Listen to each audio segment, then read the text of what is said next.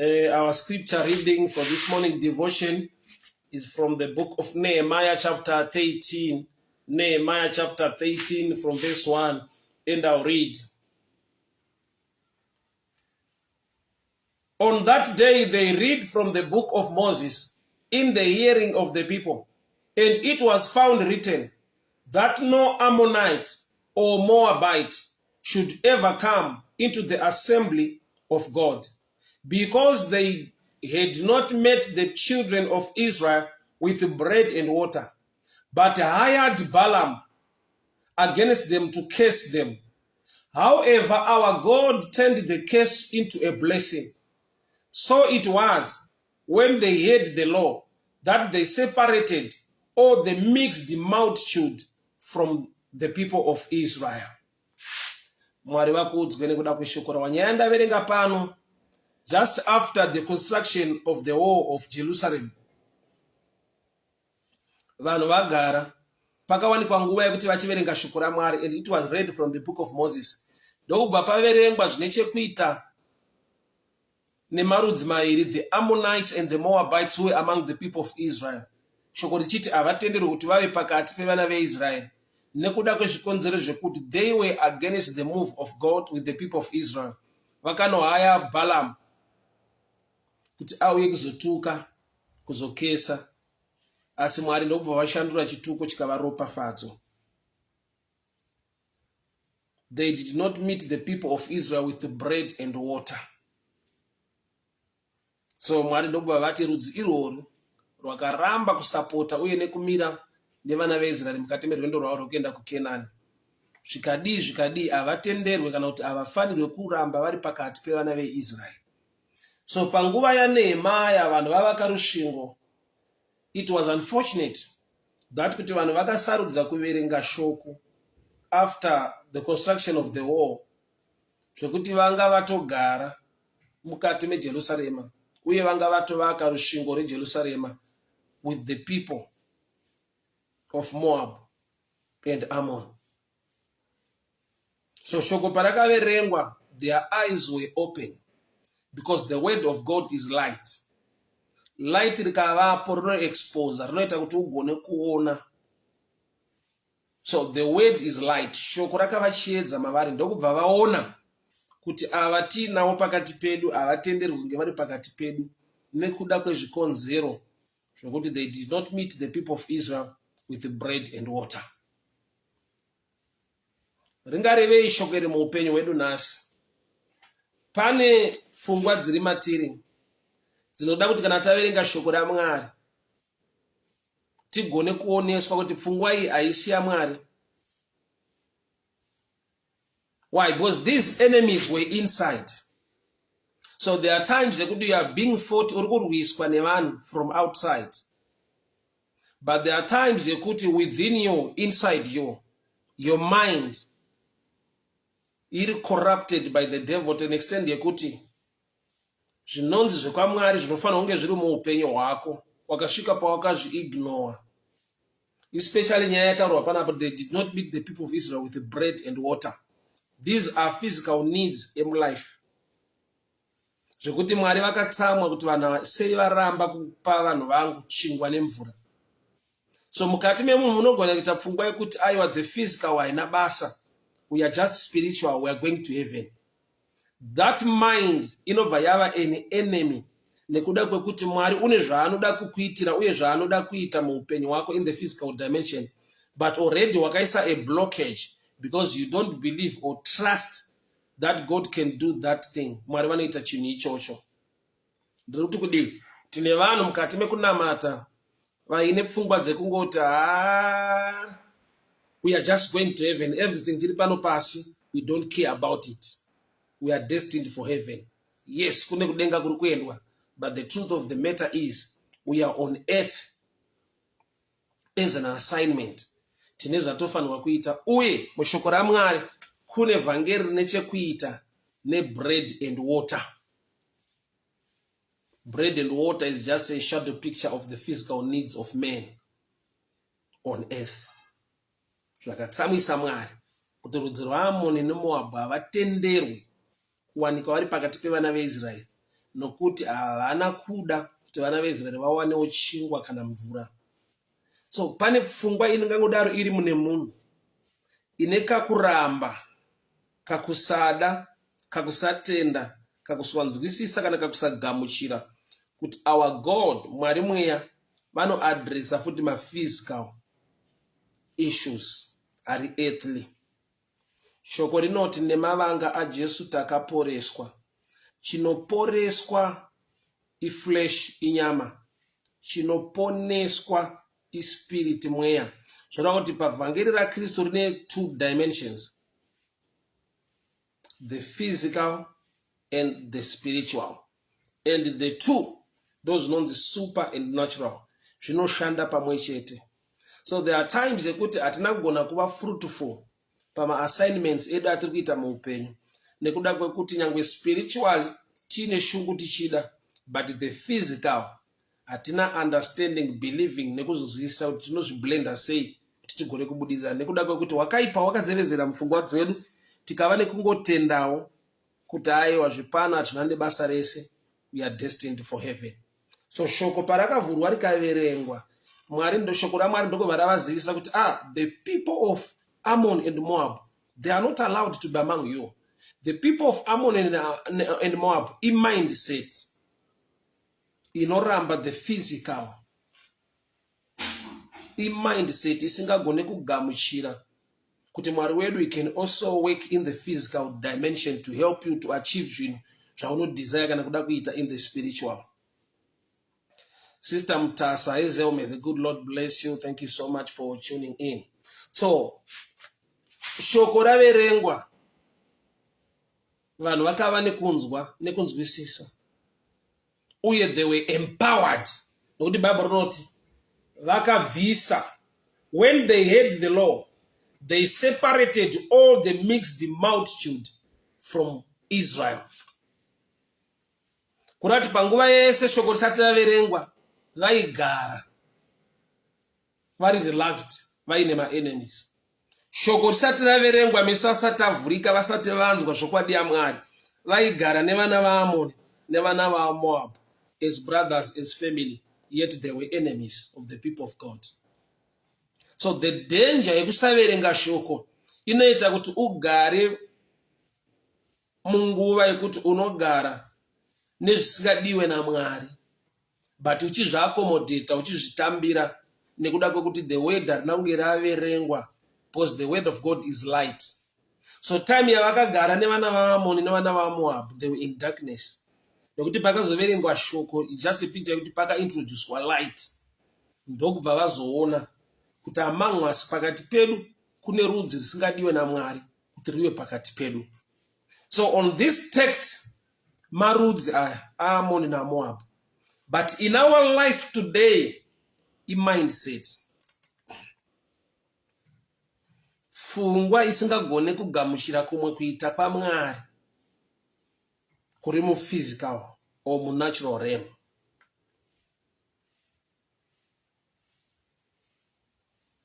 We are not heavenly minded to be earthly useless. We are heavenly minded to dominate earth. Panyika patiri, we are here on assignment. Haisingori a passing phase so that we can just go to heaven. No. There is a reason why we are here. A godly reason. And there is a godly reason. Say, Mwari vakatenda kuti tive ne flesh.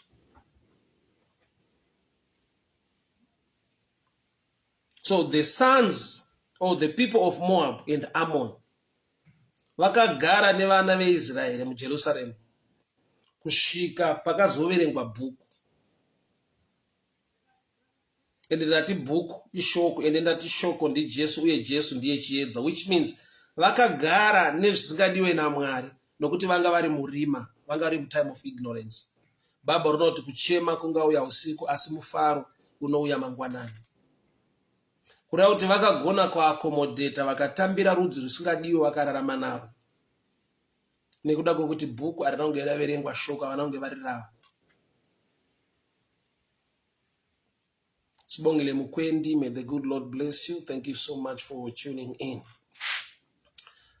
So munhu anofanirwa kuva nehunger thirst for the word.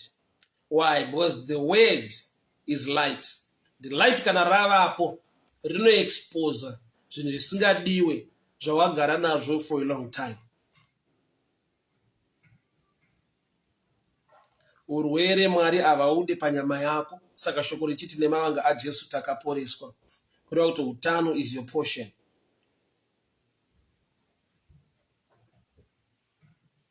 Jesu unoti mweya washe wakandizodza kuti ndiparidze evhangeri kuvarombo. Vhangeri ishoko, shoko light, which means you need the right information, you need the light. Ugone kuziva kuti this lifestyle is not the mind of God. So pane nguva yatagara, tine zvinhu zvatagamuchira muupenyu. Tine kakushingisana uye nekakudzidziswa katakaitwa nezvinhu zvatakagamuchira zvisina umwari, zvisiri mushoko raMwari. But zvakaitwa pass on as message ingori orawo mukutaura kwevanhu. Tanhamo panyika rugare kudenga. Panyika pano hapasi bedi tiri kuenda kumusha kunozorora. Such statement dzinobuilda vana vaAmoni nevana vaMoab kuti vagare mumind mako, vagare mulife mako, vagare mufamily mako uri relaxed. Kusvika gore raunoita nzara nenyota yekurava shoko raMwari, ndopaunozotuka riverenga waona kuti aiwa vana vaAmona yavakamakirwa nedenga inhau yechingwa.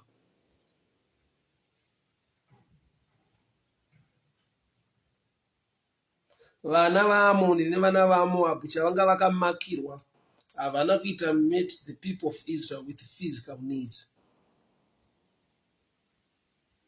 Apostle Shoko, House Rustenburg, may the good Lord bless you. So happy to see you online. So that's the challenge we have. Yekuti vanhu havana nzara nenyota yekurava shoko raMwari. Shoko raMwari rinova chiedza, light rinoexpose chese chisiri godly. So the only way to empower yourself in the things of God is to feed upon the word. Tarisa uone zvakaitwa nevana vaIsraeri patime yavanga vari under the leadership of Nehemiah. I want to show you something. Chile bit trick chanda kundi explain panapa. On the day they read from the book of Moses in the hearing of the people. Remember, they are under the leadership of Nehemiah. They are under the leadership of Nehemiah, the one anointed and gifted to build Jerusalem. Yet they opened the book of Moses. Can I check the book of Moses? Another term, the first 5 books of the law. But anybody is read the book of Moses. They are under the leadership of Nehemiah, but they are opening the book of Moses. And from the book of Moses, yet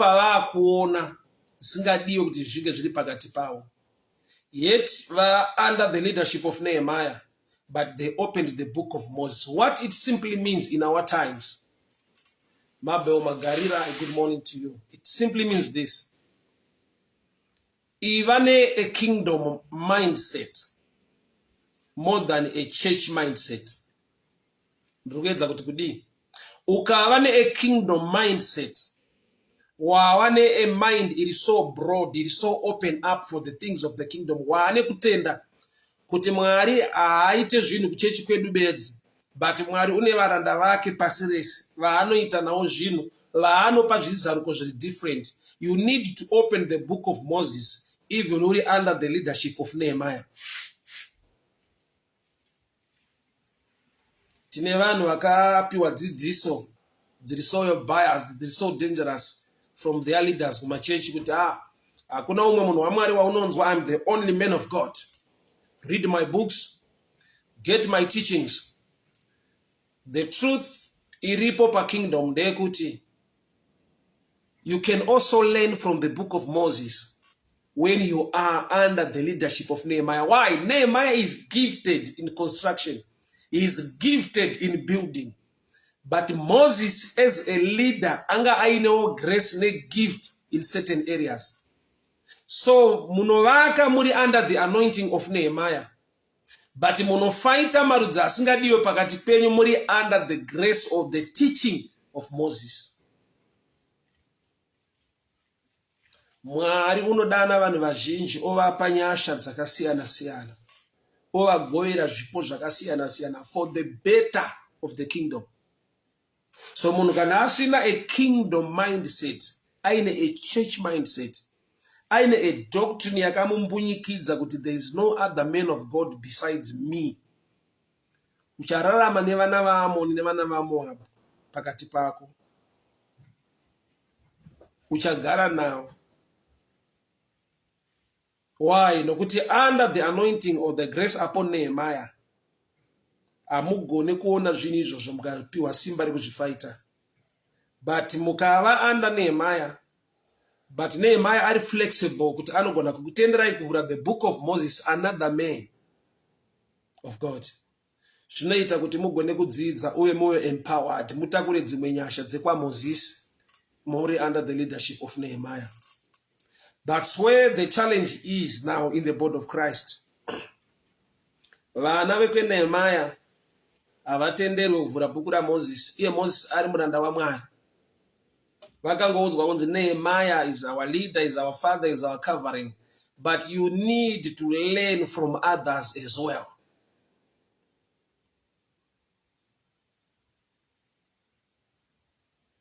I learn from a lot of ministers of the word.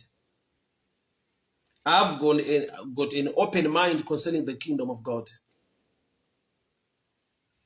Mandiri mune mweya wekudzidza kuvaranda vaMwari vazhinji vakadanwa naMwari. It's not about church, it's all about the kingdom.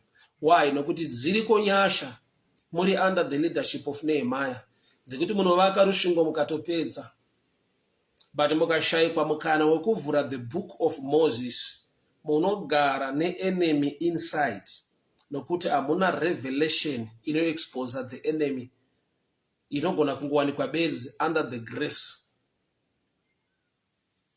yekunyora kwakaita Moses.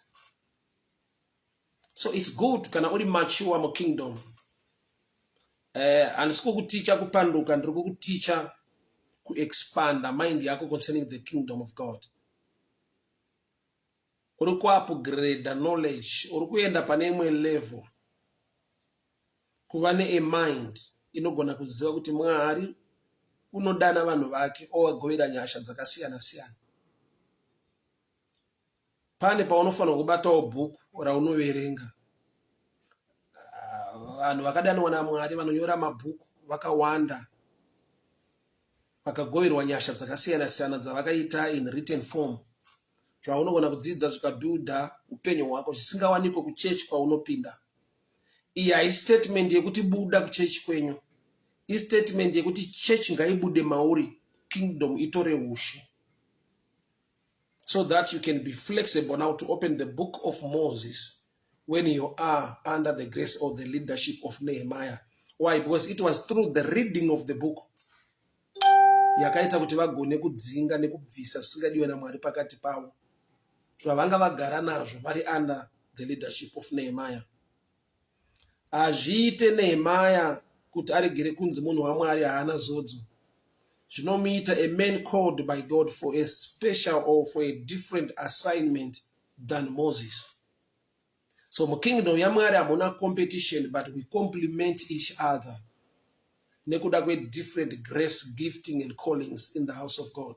Saka shoko richiti some are prophets, some are teachers, some are evangelists. Inhau yekuti zvipo nenyasha dzinogoverwa muvanhu, but for it to edify or to build the body of Christ. We are living in a time yekuti even pastors can be jealous to each other. We are living in a dangerous time yekuti pastor unoita sekunge arida kuisa security kuvana vake. You don't listen to anyone. Teach your children to grow in the things of God and mature in the spirit. Kuitira kuti kana vakazonzwa dzidziso isiriyo, the spirit of the Lord in them, mweya waMwari unovaudza kuti handizvo. Hayi, nokuti pane zvaMwari, mweya waMwari uri mauri unokupupurira, ende zviri zvaMwari zvinoconnecta neshoko rake. Hakuna revelation kana doctrine yaMwari iri against the word of God. Koma Brian, how are you doing? Macheche, may the good Lord bless you. My Miriam Chigwindi, may the good Lord bless you. So happy to see you online. So they were under the leadership of Nehemiah. Vatopedza kuvaka the wall of Jerusalem. Nehemiah 13. Ndopa vakatora bhuku ndokuvhura. Vavhura bhuku ndokubva vaverenga zvine chekuita nevanhu vavainawo pakati pavo vasingatenderwe naMwari kuva pakati pavo. But havana kuzviudzwa naNehemiah. But Nehemiah was a good man, a good leader. Akatendera kuti bhuku raMoses rine zita remumwe munhu. But aziva kuti this man was also inspired by God. So they opened the book of Moses, and it was found written that no Ammonite or Moabite should be among the people of Israel. So vazvakaverengwa vakazvinzwa, and they were empowered. Bible over that, and they took them, they separated all of the mixed multitude from Israel. Pane zvinhu zviri pakati paupenyu hwedu zvisingagone kubva nokuti ndine kwandinopinda kana ndina mufundisi wangu, zvinobva nekuda kwokuti nyasha dzacho Mwari vakadzidurura kuno umwe munhu waunogona kudzidza kubva kwaari. You must have an open mind concerning the kingdom of God. Rega kungova mwana wesangano, but mature to become a believer, are fully equipped, are mature to understand the things of the kingdom. Hakuna munhu akadanwa naMwari ane the full package to offer to people. Mumwe nemumwe ane a certain dimension of grace in a certain area. Nehemiah ane nyasha dzekuvaka rusvingo. But haati zvandavaka rusvingo, let's just pray zvatoita zvapera. We need also to learn. We need also to open the book of Moses. Danger ingatozovapo ndeyekuti vari all under the leadership of Moses. Kana Moses asingafarirewo Nehemiah, anoinda vana vake kuti vave nenyasha dzekugonawo kuvaka.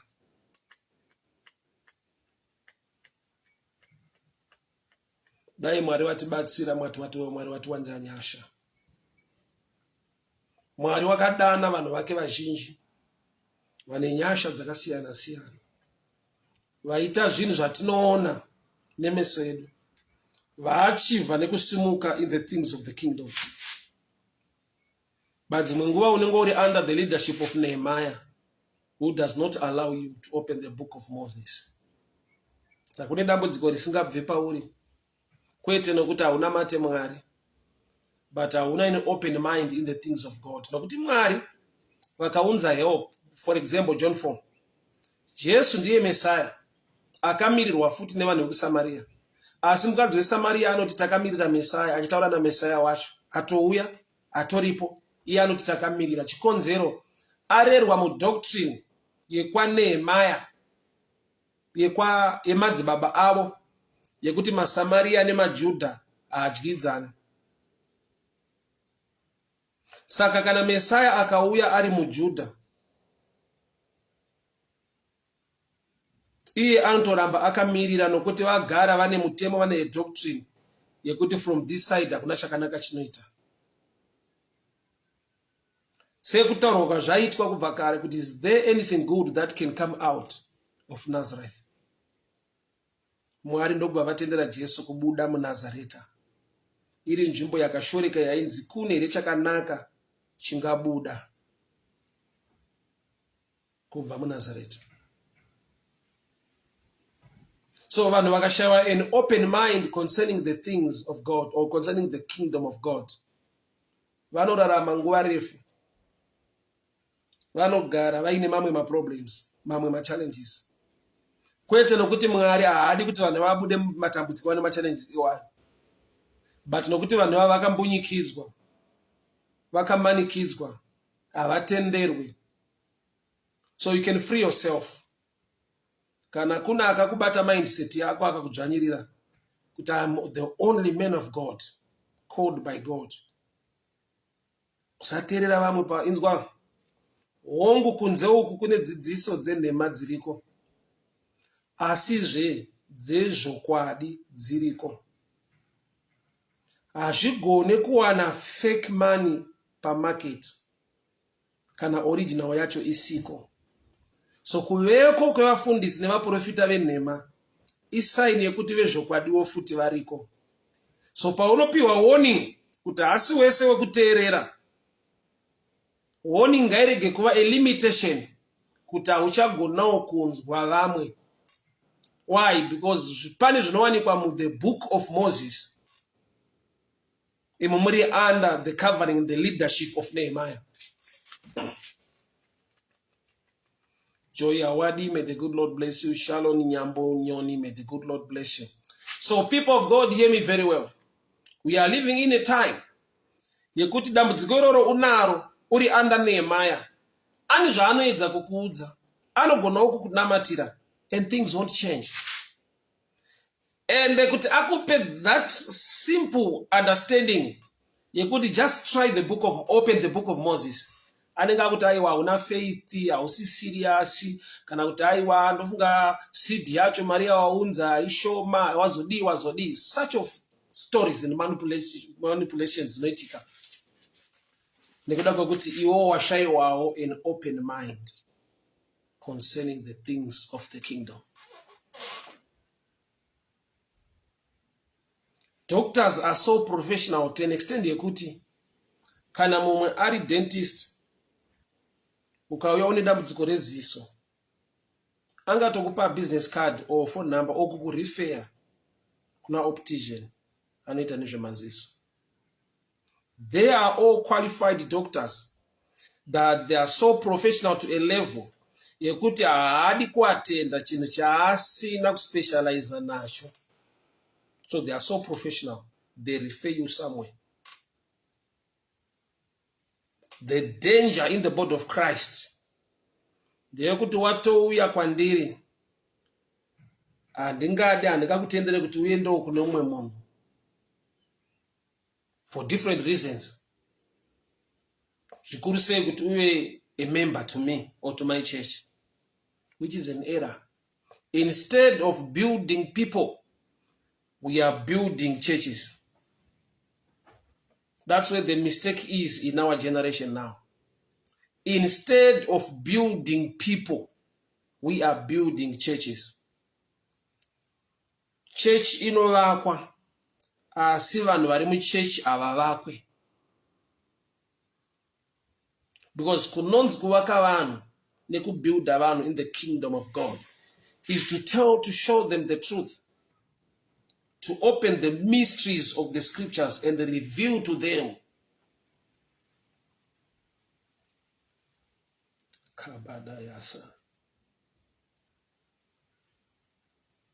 So Nehemiah is gifted, is anointed to build.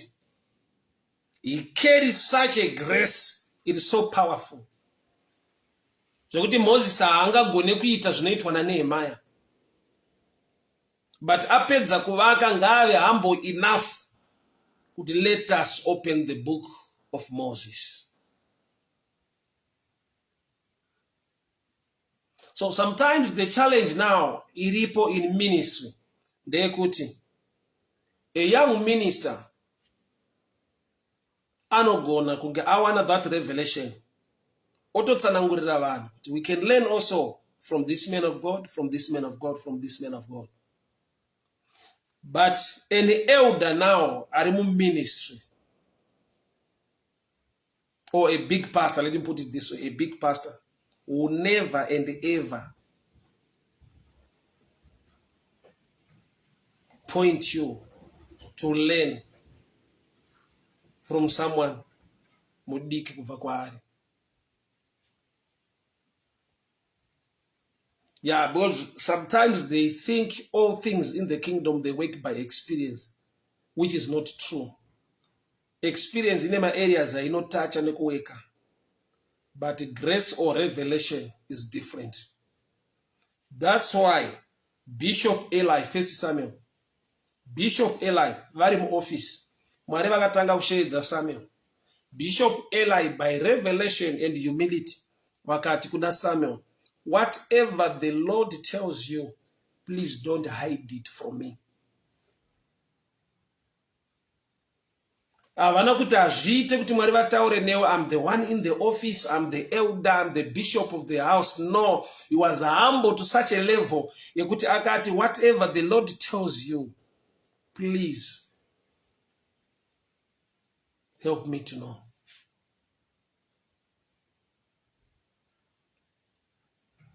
So maybe ne spirit ne mweya uriko we membership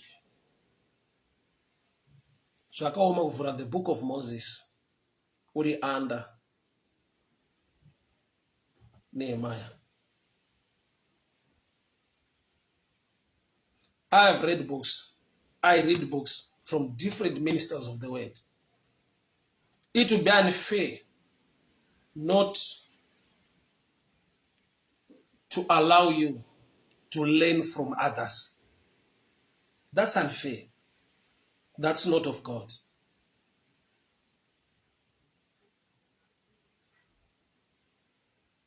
Ndine zvandinodzidza kubva kune vamwe.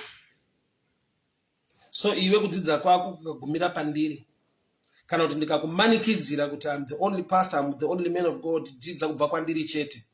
That's unfair and that's not godly. Mwari unogovera nyasha dzakasiyana mune vazhinji kuitira kuti kana Jerusalem ravakwa pane zvinoda kubviswa mukati umo. Ivo vanenge vachitoti vapedza kuvaka Jerusalem, Mwari ototi aiwa mukavhura bhuku muchaona kuti mune nyaya dzamasirira dzoda kusotwa. There is an enemy within. Do you know how dangerous it is kuva ne enemy inside? Baba, an enemy from outside you can prepare and fight that enemy very well. But an enemy within, very dangerous. It's hard. For example, when some burglar bars pama window, mbavha dzisapinda. So imagine if one of the thieves is part of the family. Munenge muchitongobirwa zvinongoshota, burglar bars aripo, security iripo, zvese reza wire iripo. Why? Because makavharira mbavha mukati ndo iri more dangerous. I need a burglar bar, I need anything else.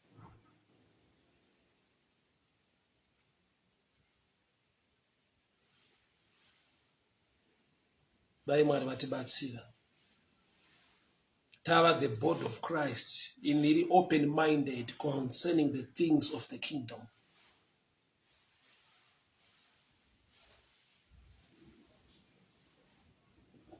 Vanhu vanosvika pakugadzira fake doctrines pakuramba ushumiri una vanhu vaMwari nemweya wejealousy necompetition.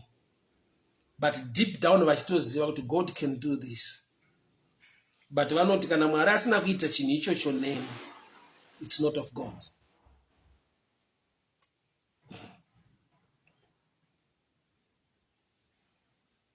Takava ni challenge kuno Southern Africa kuti kune vanhu vasingagone kuzvigamuchira kuti you can also learn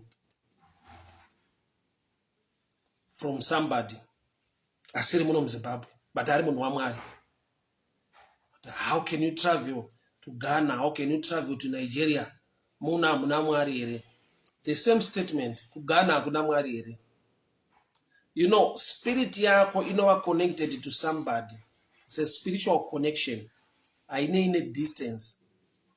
Mwari vanogona kurevela chino mauri chaunogona kudzidza kubva kune mumwe munhu. Maybe ari kuAmerica.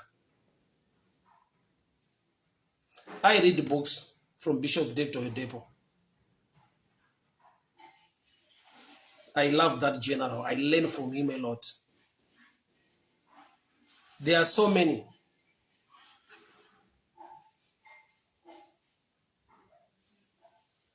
Kune ministry zhinji dzinondi bless outside our nation, outside our country. munoonzonza nza ukaenda kunzo kune masatanist ukaenda kunzo muna Mwari here. Mwari arimo, but chinhu zveumwari haisi nyaya yekunzi to the nearest. It's all about spiritual connection and what the Lord reveals to you. Vamwe hatigone kutravela kuenda kune dzimwe nyika tidze kune vamwe vanhu ivavo, but online we can.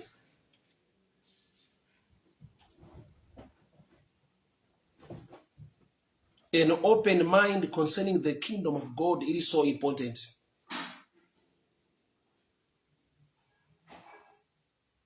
Dai Mwari vatibatsira taita kuti kereke iyo equipped, tivake zvese chechi nevanhu vari muchechi, vanhu vagone kudzidza nekuziva zvinhu zvaMwari, upenyu hwedu huendeke. May the good Lord bless you. May the good Lord favor you. May God give you an open mind concerning the kingdom. May you learn and open the book. Rinorevela zvinhu zvakawanda muupenyu hwako, ugone kubatsirika. Mwari unodana vazhinji ovagovera zvipo nenyasha zvakasiyana siyana for the sake of his kingdom. Father, I pray over the viewers. I speak blessing and favor upon their lives. Whatever they touch and handle, nyasha ngadzidirurwe. Favor ngaioneke mukati meupenyu hwavo. Zvavanobata ngazviendeke. Every negative voice be silenced. Every evil plan of the enemy be cancelled. In the mighty name of Jesus, I pray. Amen and amen. Amadzangu, may the good Lord bless you. May the good Lord favor you. We meet again tomorrow, same place, same time. Bye-bye.